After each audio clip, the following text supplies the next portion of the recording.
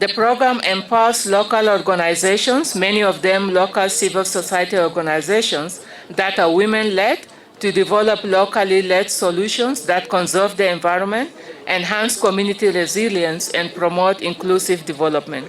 Baringo County is the first beneficiary of 14 million euros, which are coming for purpose to work on how to do conservation within the communities, build climate resilience programs for that entire ecosystem, and Eastern Governor has been at the forefront. 14 million euros is coming from UNDP, from EU. It's an EU program. We are looking to expand as soon as we finish. This is the first phase. We are going to do the other legs. You are aware that Lake Baringo, we lost many tourist hotels. And many tourists were not able to come to Lake Baringo because of the rising lakes. You are aware that we have lost a lot of money in Lake Bogoria. Even the roads that we did as a county government were submerged.